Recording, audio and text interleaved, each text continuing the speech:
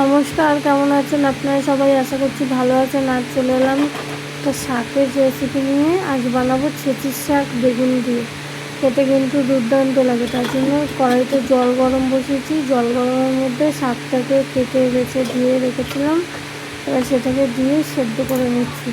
শাকটা তেলের উপর দিলে না ছিটকে যেতে পারে, মিশলো না। তার জন্য আগে হালকা করে জলের উপর ভাপ দিয়ে নিচ্ছি, যাতে শাকটা গলে যায়, সুন্দর হয়। এই যে রসটা টেনে এসছে, এবার এই শাকটাকে জল যেটুকুনি আছে শুকিয়ে তুলে নেবো।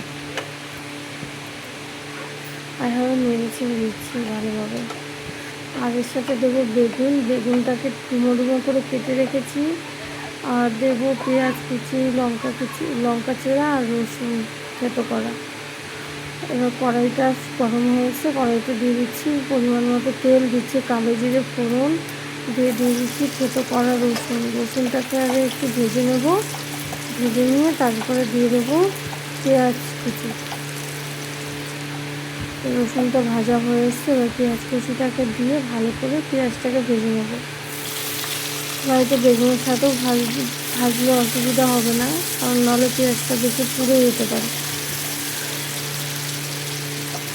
আর এই গরমে কে কেমন আছেন অবশ্যই জানাবেন। আর আমার ভিডিও যদি ভালো লাগে অবশ্যই একটা লাইক করবেন।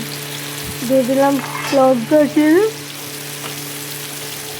আর কী বল টুকরো করে কেটে রাখা বেগুন। দিচ্ছি পরিমাণ মতো লবণ, হলুদ দিয়ে এটাকে ঢাকা দিয়ে ভেজে নেব।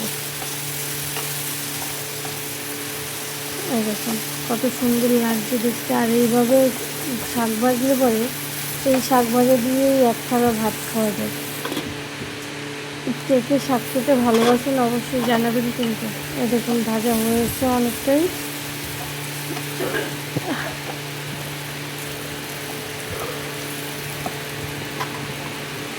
এবার দিয়ে দেবো শাক দিয়ে ভালো করে নেড়ে চেড়ে ভেজে নেবো। আর দেবো সামান্য একটু চিনি, 2-1 দানা, বা না দিলেও কোনো ব্যাপার না, যার যেটা ইচ্ছে সেটা করবেন।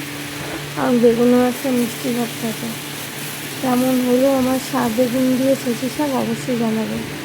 আসলে বাই।